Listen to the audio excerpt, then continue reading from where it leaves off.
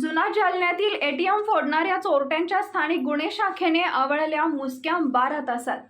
जालना शहरातील कचेरी रोड भागातील गणपती मंदिर परिसरातील एसबीआय बँकेचे एटीएमचे वायर तोडून चोरी करण्याचा प्रयत्न करणाऱ्या शहरातीलच सुवर्णकार नगर भागातील 3 आरोपींच्या स्थानिक गुन्हे शाखेच्या पथकाने अवघ्या 12 तासातच मुसक्या आवळल्यात.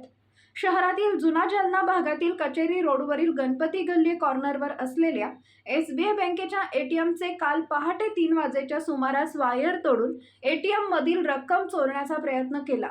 मात्र ते रक्कम चोरण्यात यश न आल्याने ते घटनास्थळावरून पळून गेले. दरम्यान या प्रकरणी कदीम जालना पोलीस ठाण्यात गुन्हा दाखल झाल्यानंतर स्थानिक गुन्हे शाखेचे पोलीस निरीक्षक रामेश्वर खनाळ यांनी आपल्या टीमला आरोपीच्या शोधार्थ रवाना केले. नंतर गुन्हे शाखेच्या पथकाने अवघ्या 12 तासात शहरातील सुवर्णनगरमधील आदित्य नवगिरे, धनंजय उदावंत आणि राहुल मुखदल या तिघांच्या मुसक्या आवळल्या असून त्यांनी गुन्ह्याची कबुली दिली आहे.